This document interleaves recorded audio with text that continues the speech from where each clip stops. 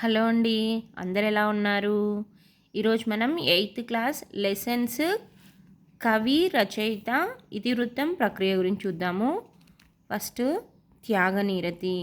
నన్నయ కవి, త్యాగగుణం ఇతివృత్తం, ఇతిహాసం, ప్రక్రియ. సముద్ర ప్రయాణం.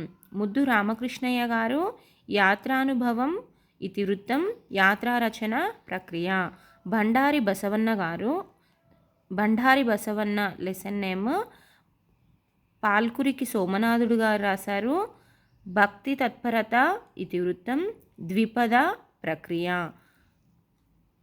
అసామాన్యులు లెసన్ నేమ్ 4వ పాఠం అసామాన్యులు. రచయితల బృందం శ్రమ సౌందర్యం, ఇతివృత్తం, వ్యాసం, ప్రక్రియ. 5వ పాఠం శతకసుధ. శతక కవులు రచించారు. నైతిక విలువలు, ఇతివృత్తం, శతకం, ప్రక్రియ. తెలుగు జానపద గేయాలు 6వ పాఠం ఆచార్య బిరుదురాజు రామరాజు గారు రచించారు. సంస్కృతి, ఇతివృత్తం, వ్యాసం, ప్రక్రియ. మంజీరా 7వ పాఠం డాక్టర్ వేముగంటి నరసింహాచార్యులు గారు రచించారు. నది ప్రశంస అనేది ఇతివృత్తం, గేయం, ప్రక్రియ. 8వ పాఠం చిన్నప్పుడే వట్టికోట ఆళ్వార స్వామి. సామాజిక స్పృహ, ఇతివృత్తం, కథానిక, ప్రక్రియ. 9వ పాఠం అమరులు. ఆచార్య కె రుక్ముద్దీన్ రచించారు. ఉద్యమ స్ఫూర్తి, ఇతివృత్తం, వచన కవిత, ప్రక్రియ. 10వ పాఠం సింగరేణి.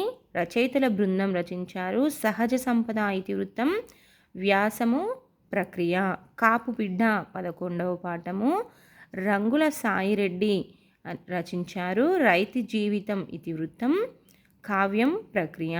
మాట్లాడే నాగలి 12వ పాఠం పొన్కున్నం వర్కై అనువాదం ఎన్ వేణుగోపాలరావు గారు. జంతు ప్రేమ, ఇతివృత్తం, అనువాద కథ, ప్రక్రియ. Thank you. Support my channel. Like, share and subscribe.